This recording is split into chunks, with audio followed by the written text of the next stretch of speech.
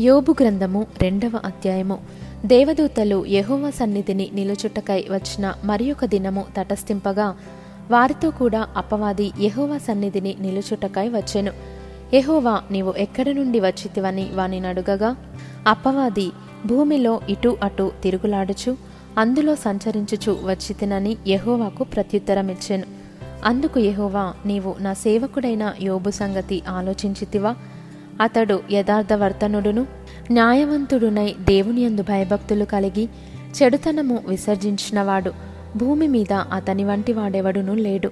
నిష్కారణముగా అతనిని పాడు చేయుటకు నీవు నన్ను ప్రేరేపించినను అతడు ఇంకనూ తన యథార్థతను వదలక నిలకడగా నున్నాడనగా, అపవాది చర్మము కాపాడుకొనుటకై చర్మమును, తన ప్రాణమును కాపాడుకొనుటకై తనకు కలిగినది యావత్తును నరుడిచ్చును గదా.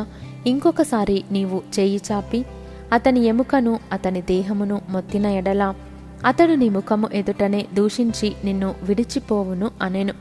అందుకు యెహోవా, అతడు నీ వశమున నున్నాడు, అతని ప్రాణము మాత్రము నీవు ముట్టవద్దని సెలవిచ్చెను. కాబట్టి అపవాది యెహోవా సన్నిధి నుండి బయలు వెళ్ళి అరికాలు మొదలుకొని నడినెత్తి వరకు బాధగల కురుపులతో యోబును మొత్తెను. అతడు ఒళ్ళు గోకుకొనుటకై చిల్లపెంకు తీసుకొని బూడిదలో కూర్చుండగా అతని భార్య వచ్చి, నీవు ఇంకనూ యథార్థతను వదలకయుందువా? దేవుని దూషించి మరణము కమ్మనెను. అందుకతడు, మూర్ఖురాలు మాటలాడునట్లు నీవు మాటలాడుచున్నావు. మనము దేవుని వలన మేలు అనుభవించుదుమా? కీడును మనము అనుభవింపతగదా అనెను. ఈ సంగతులలో ఏ విషయమందును యోబు నోటి మాటతోనైనను పాపము చేయలేదు.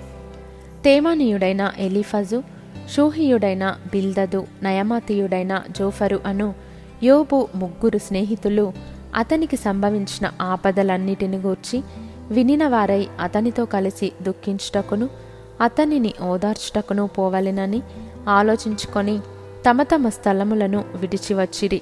వారు వచ్చి దూరముగా నిలవబడి కన్నులెత్తి చూచినప్పుడు అతని పోల్చలేక తమ వస్త్రములను చింపుకొని ఆకాశము తట్టు తలల మీద ధూళి చల్లుకొని ఎలుగెత్తి ఏడ్చిరి.